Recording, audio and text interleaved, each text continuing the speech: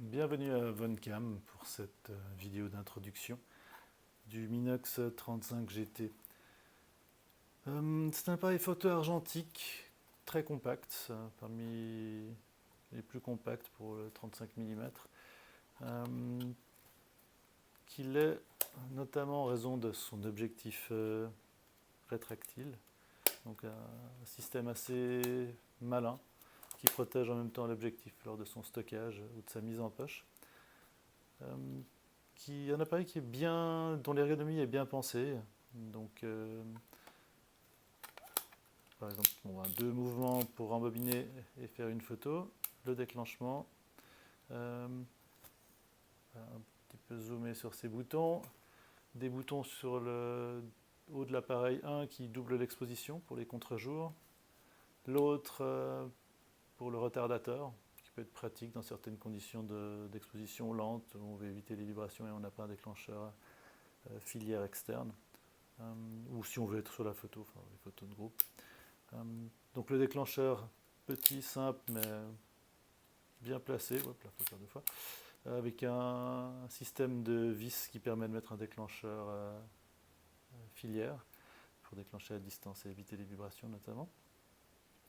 Dessous, on a le réglage de la sensibilité du film, car c'est un appareil dont on règle l'ouverture et le focus, mais dont l'exposition est réglée automatiquement grâce à la cellule semi-circulaire devant l'objectif.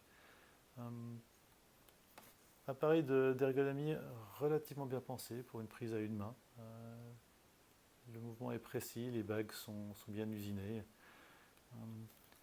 La bague d'ouverture, de focus est devant, donc assez pratique comme vous pouvez le voir à l'utilisation avec un doigt. La bague d'ouverture est derrière, ce qui la protège des déréglages intempestifs suite à des faux mouvements, donc c'est bien pensé.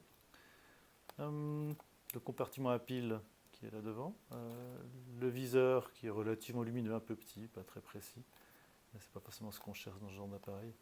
Et dessous, les réglages de sensibilité du film. Sur celui-ci jusqu'à 800 ASA. Il y a eu plusieurs versions au fil des années. C'est un appareil qui a été construit pendant de nombreuses années. Par exemple avec des objectifs d'ouverture différentes. En général 35 mm, c'est le 35-2.8 Minotaur. Il y en a d'autres qui ont des caractéristiques légèrement différentes tant en piqué qu'en reproduction de couleurs. Mais, globalement une très bonne qualité d'optique et un bon résultat final sur le film. Pour charger le film, système assez simple, hop, on tourne le loquet et hop, on déboîte l'arrière. Très simple, robuste. Les pièces sont relativement bien usinées, mais il faut quand même des petits détails, faire attention, notamment sur celui-là. Le boîtier a tendance à, voilà, tac. Une fois qu'il est bien fermé, on peut fermer réellement le boîtier et voilà, on est prêt à partir. On le recharge. Tant que l'objectif est dedans, on ne peut pas déclencher. Donc voilà, pas grand chose de plus à dire sur cet appareil. Un classique qu'on trouve assez facilement en deuxième main. Voilà, merci de votre écoute et à bientôt.